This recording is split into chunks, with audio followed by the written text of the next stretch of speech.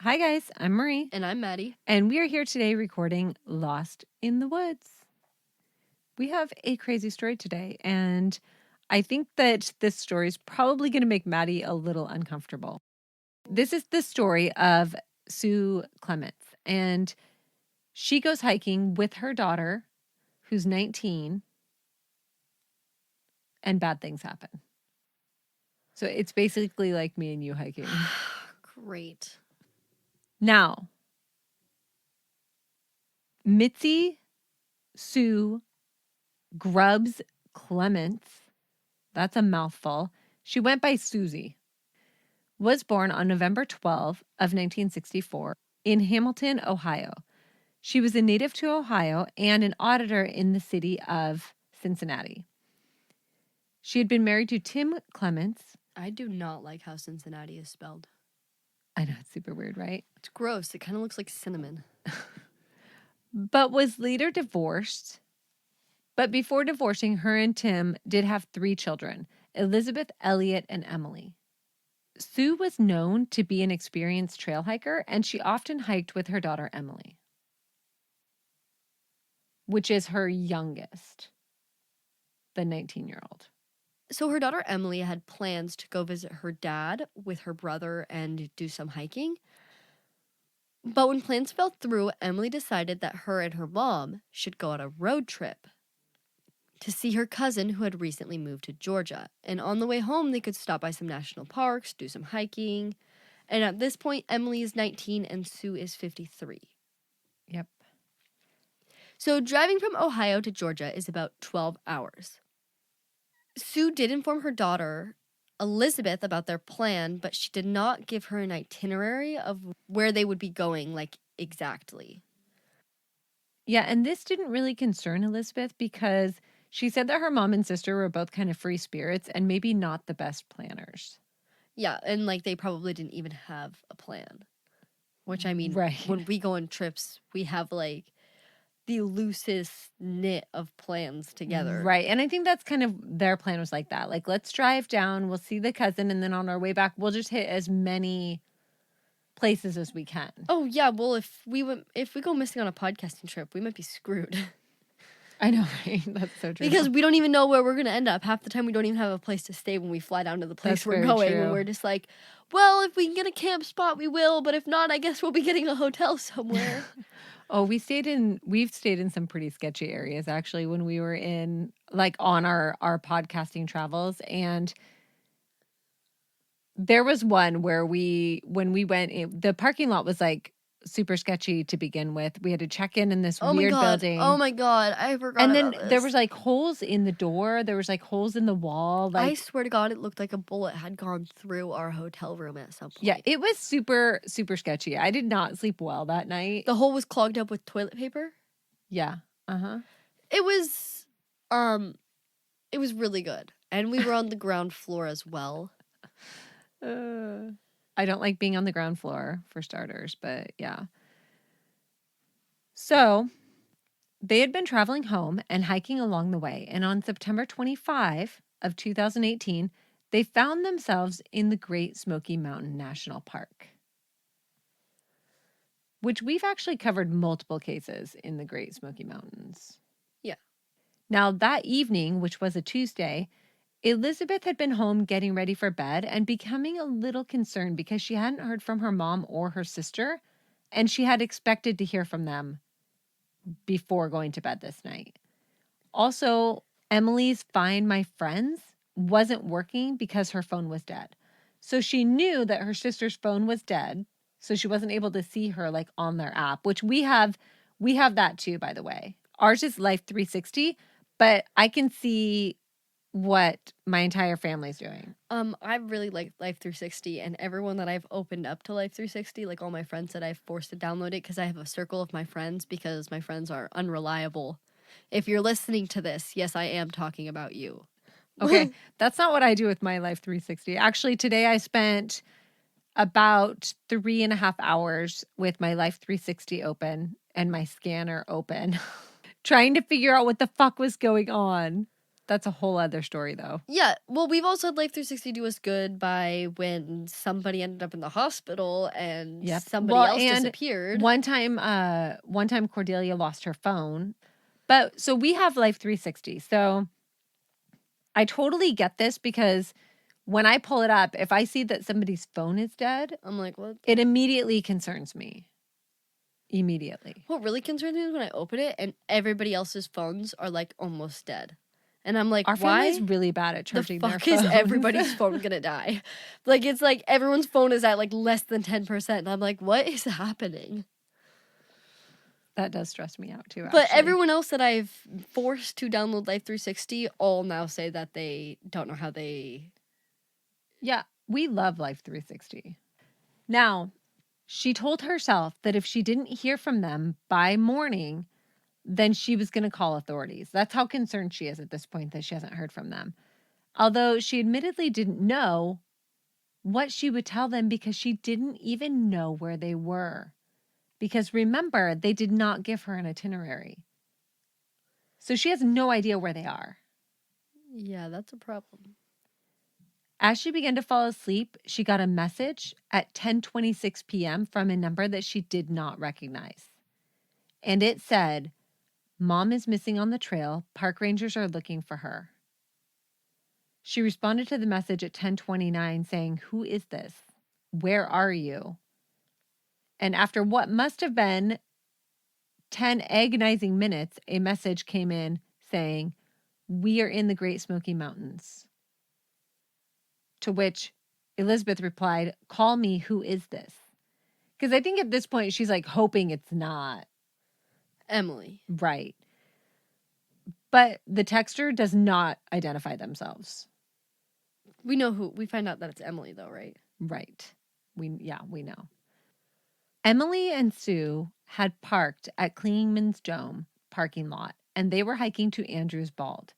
And if that sounds familiar to you at all, it's because we've covered a case on this same exact trail. No way. Which one? Trini, More information. she was on a school field trip. She ended up just disappearing off of the trail with people Oh, behind her and in front of yeah, her. there was like a shit ton of kids around, and Yeah. she just like. Yep. Now, this hike would take them roughly 3.6 miles round trip, and it would be on the Forney Ridge Trail.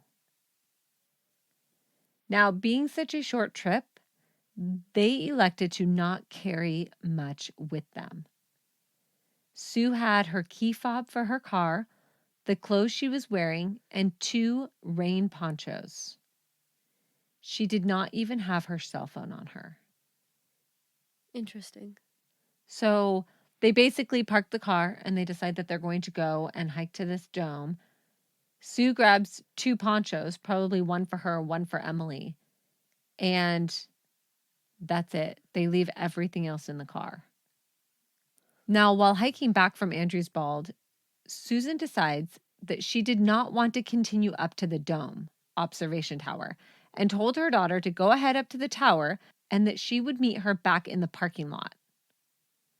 Now, if you recall on our hiking with Hannah, we have definitely been in this situation before where Hannah's like refusing to continue to the lookout tower and we're like, sorry, like you have to go or you're going to get eaten by something. Yeah. Yeah. Don't separate. I know. Fuck. Well, and the two of them had done this a couple times already because Emily had a faster pace. Sue was like good with like going back to the car or not finishing entire hikes. So they had done this multiple times on this trip where they split up. Now, Emily continues up to Klingman's Dome. And then she makes her way back to the parking lot to meet up with her mom. But when she arrives there, her mom is not there. Now, it's already pretty late in the day. And at this point, it's starting to get darker, which made her daughter even more worried. And she does report her mom missing right away. Yeah. Okay, so authorities began to search for Sue immediately. The search ensued along the Forney Ridge Trail and parts of the Appalachian Trail that intertwine with this trail. Right. Something that may not be important, but I wanted to mention it, is that Sue was on a cleanse at the time of the hike, and it had been a couple of days, so we know that she was not, like, In the best shape nutritionally. yeah. Yeah. Which her daughter mentioned this, but I'm not sure that it contributes to anything in this case. But if you've ever been on a cleanse, No. you know that your body it's cleansing itself. So you're deprived of a lot of nutrition that you normally have. And that can affect a lot of things. Energy-wise, and maybe, like, the amount that your body has stored away Yeah. at Well, that which moment. could be why she didn't want to go up to the dome, because she was already tired. Now, Emily actually leaves the trailhead around 3 a.m. and she actually heads home with the strangers who had let her use their phone to text her sister. She also sent her sister a picture of their license plate number in case they decided to murder her. Like, hey, I'm going home with these people. This is their license plate number, just in case. I mean, granted, she probably search and rescue is there. There's lots of Yeah. people, I'm And I sure. mean, if she was, like, the people were there with her the whole time, Right, like, which it sounds like they were. yeah. Now, the next morning, which is Wednesday, Elliot comes to pick up Elizabeth so that they can drive down to the search. Although at this point, they still have no idea of the actual location, but they just start heading in the direction that they know that they're at. Yeah. Elizabeth said that they made the 5-hour drive in silence, and that when Elliot asked if she wanted him to turn on the radio, she said no. And they basically just sat in silence for 5 hours. So stressful. Yeah. So when they do eventually get to the visitor center, it's raining and foggy, and this is where they see Emily for the first time. The search team interviewed all three kids about her personality and how she might handle the situation, what her instincts would be. So basically, like, options of where she could be. Like, what would she do? Right. Like, what do you think she would do if she got off trail? Like, what do you think she would do? How would she handle this? Like, they also asked, like, her personality, like, what questions about her personality. And uh, Elizabeth and Emily, I guess, answered a lot of the questions almost exactly the same. Funny. Mm-hmm. Now, Elizabeth said that when they actually went to check into a hotel that night, that's when she really realized that she wasn't leaving that day because they hadn't found her. She'd even been working on her homework, thinking that she would be back to school by Friday. But checking into a hotel and not knowing when they would be checking out was a really big reality check for her. Yeah. No kidding. I can't even imagine. And her brother Elliot are both in school right now. They are both in college, in school. So the next day, which is Thursday, September 27th, weird. So Emily, the daughter's 20th birthday. Crazy. So September 27th is Emily's 20th birthday. By the way, Maddie's birthday is on the 26th of September. So investigators were trying to pin down the location that her and her mom had split up. And in order to do that, they had to go out and hike the trail. Yeah. And this is also the first time the other siblings are seeing their mom's car sitting there abandoned in the parking lot, and a sign taped to the driver's side window saying, "Call 911, we're looking for you." Right. In case she made it back to her car and nobody saw her. Now, while they're hiking this hike, they actually come across a tarp. And the searcher asks Emily if it had been there when she was hiking with her mom. And she said no. So the searcher walks towards the tarp that obviously has something underneath it and says something along the lines of, like, I'm a park ranger and I'm going to remove this tarp because there's something underneath it. Can you even imagine? Can you even imagine what would be going through your head at this point? Actually, I can, because when we were in Joshua Tree, when we were we were outside Joshua Tree at this point, actually. But we were in the area, and there was a Rug? rug rolled up, chilling in the middle of the desert after Right. we were already visiting a grave site where someone's body was found. Right, but we're not looking for your mother. Yes, okay, way scarier looking for your mom, I do agree, but the whole pulling back the... Yeah. There was not a body in the rug, by Because the I way. unrolled the rug. I did. There was nothing in it. It was just like Rolled up, weirdly packed and rolled with like super weird. a tarp and a rug. And Now, she pulls the tarp off, and it's actually a bunch of gear underneath that belong to other searchers. So it's totally a false alarm, but still very stressful. Now, due to the darkness and low visibility from fog, an aerial search was unable to assist for the first couple days of the search, which is so frustrating. yeah. So it was completely dependent on people searching the ground for her. The weather at the time of Sue's disappearance was a high of 50 and a low of 40. Also, over 3 inches of rain would fall. Now you might think that 40 degrees doesn't sound bad. I fucking disagree. 40 degrees does sound survivable.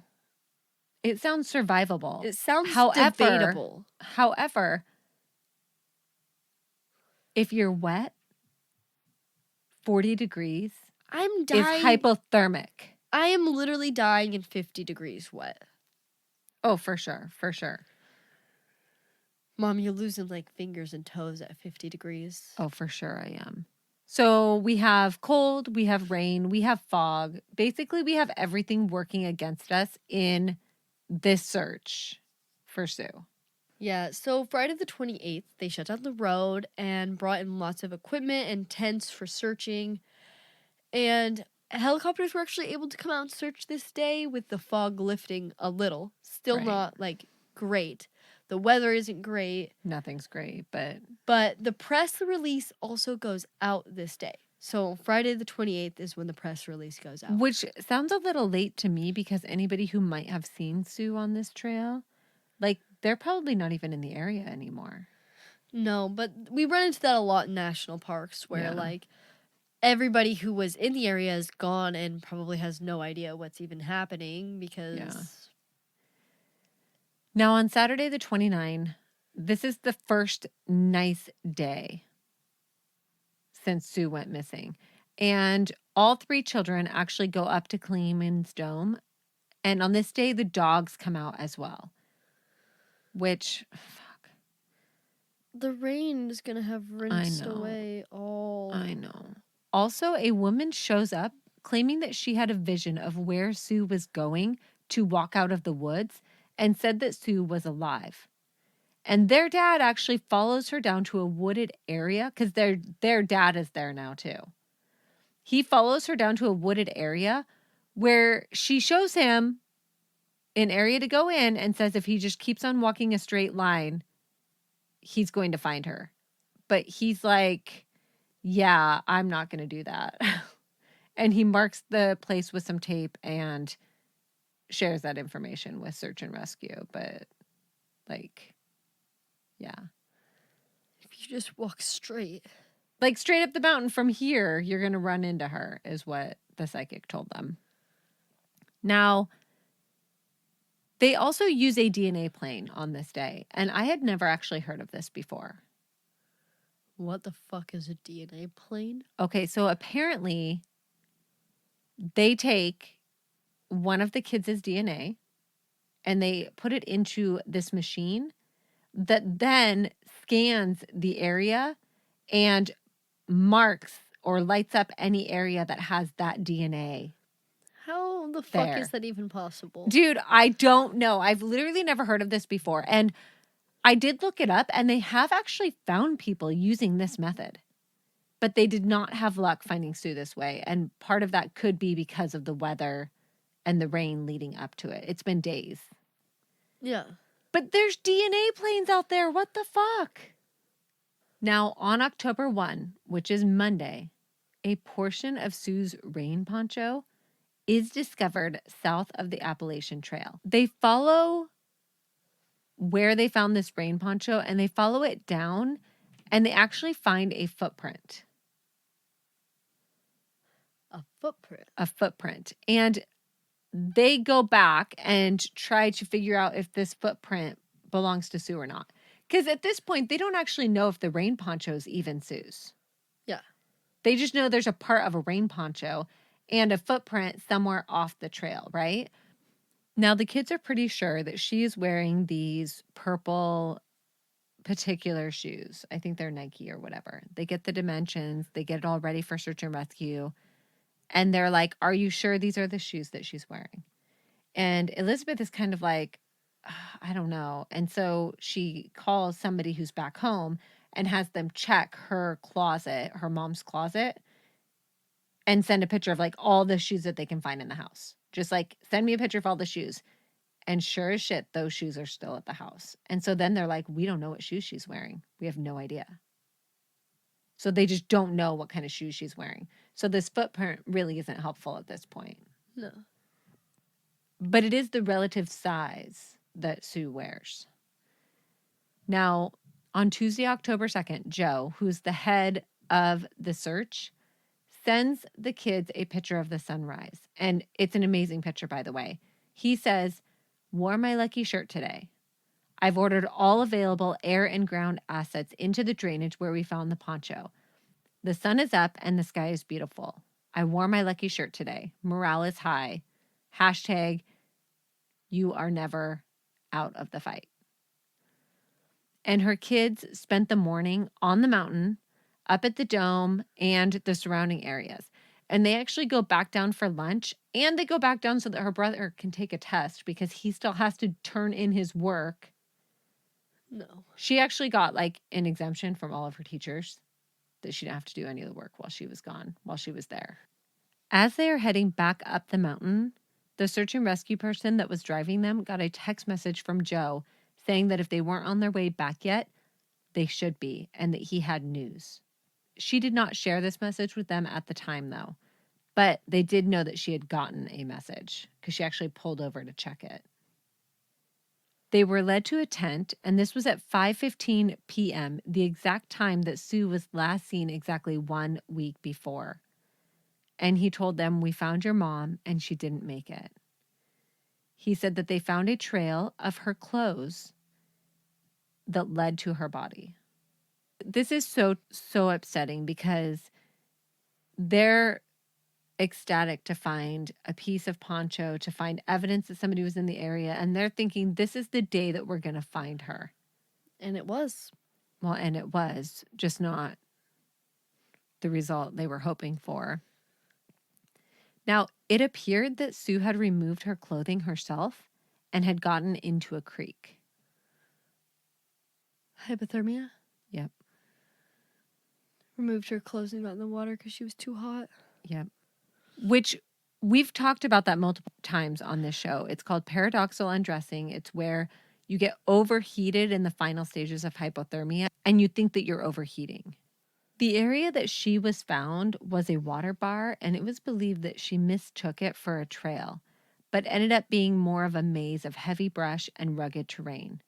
She may have also stepped off the trail to use the bathroom and may not have been able to find her way back and mistaken the drainage for a trail because she was really close to this. And a lot of hikers who go missing are found in drainage type areas because where water flows down, it can create a path that looks like a trail.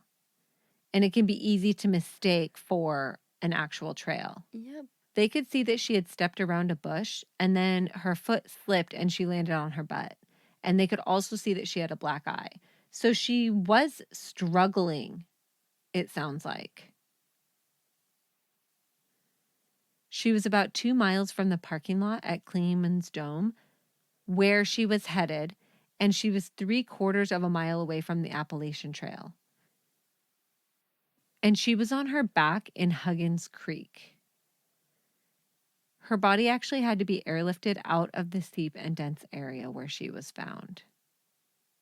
I did read that it was difficult to get off trail in this area, but Elizabeth actually said that while they were hiking the trail, there was like this part where it switchbacked and she actually missed the switchback. So you've got to think when the weather's not great, when you're not really paying attention, there are so many ways that you can Not get off of feeling the main well. trail. Maybe not feeling well. I mean, who knows? Sue's cause of death would be ruled hypothermia and dehydration. And we already know she was not dressed for the coldness that she endured. She only had on her person a sweater, leggings, nylon pants, and her rain poncho, which were mostly removed, leading to her body. And no time of death could be established by the medical examiner, and her body being in the creek probably made that even harder. It also could have been that she got onto one of these like other trails that intersects and thought that she was heading towards the parking lot, but wasn't. But I don't know about that because I feel like she wouldn't have left a trail if she thought she was going the wrong way. You know what I mean? Like, I feel like it's more likely that she stepped off trail, maybe to use the bathroom or do something else, and ended up losing her way. So Sue was not carrying food, water, or any way to shelter herself from the elements besides her poncho. So we know this is like worst case scenario where you don't have anything that's going to save your life if you are trapped out there. I mean, Maddie and I carry extra supplies no matter what kind of hike we're doing. We've talked about that many times. We always have some sort of shelter, whether that be a tent or a tarp or something that we can use It's usually a tent. to shelter. It's usually a tent. Our tent is really light. It's about the same weight as a tarp. It might even be lighter than a tarp. It's lighter than my hammock tarp. We always carry shelter. We always carry extra food. Although a lot of times I'll have the cook set and Maddie will have the actual food. So And then I have the extra water. We but do I have the both. filter. In 2018, Sue was the 11th hiker to die in the Great Smoky Mountains. Damn. In 2017, there were 7 deaths, and in 2016, there were 16 deaths reported. That is so high. The Great Smoky saw 11.3 million people in 2017, according to the National Park surveys, making it the most visited national park. Now, remember, Teresa Gibson, or Trini Gibson, is a case that we covered about a young woman who went missing in the Great Smoky Mountains, going along a very similar path that Sue and her daughter had been hiking the day that Sue disappeared. If you don't remember that case, we covered it in our Great Smoky Mountain episode, which was around episode 26, back when we were still numbering our episodes. Trini was hiking the Andrews Bald Trail with a group from her high school when she disappeared, while the group was making their way back to the Klingman's Dome parking lot, which, if you know from Sue's daughter's account, this is where they split up. So she could continue onto the dome, and her mom was headed back to the parking lot along the same trail that Trini went missing. Trini has never been found. And with the way Sue got lost on the same trail, could she have gotten turned around and ended up off trail back in 1976 when Trini went missing? One thing that's weird about Trini's disappearance, though, is there was actually people in front of her and people behind her hiking. And she just vanished. And if you remember, the dogs actually followed her scent from the trail all the way to a road where they lost it. But she's still never been found. Still gone. It's dense out there. Yeah, well, and in that episode, we actually covered, I think, like 4 or 5 people that had gone missing in the Great Smoky Mountains. I do think that day hikers have a much lower chance of survival when they get lost in the wood versus backpackers. Because if you think about it, backpackers are prepared to be in the woods for multiple days. They have the ability to cook food, they have more supplies, they have warmer supplies, where a day hiker is not making those kinds of plans. Okay, so this is the story of Sue Clements, and I will put a link in the description, but her daughter Elizabeth actually did like a multi-video diary basically about her life basically when this was going on. So it's devastating and heart-wrenching. Heartbreaking. I only saw parts of it because I can't handle that. What? Traumatizing. It was traumatizing to watch. I can't even honestly. imagine. I don't even know how you go through with some of those things. Watching them. I don't know either. Yeah, I highly recommend it though. Go and check it out. We're also going to be clicking over to our Patreon. We're doing like a survive the woods with Marie and Maddie little episode over there. So if you want to see that, come and visit us on Patreon. But we're going to be talking about like some of the things that we do and some of the things that are recommended by National Geographic and by other experts in the field as far as increasing your odds of surviving in the woods.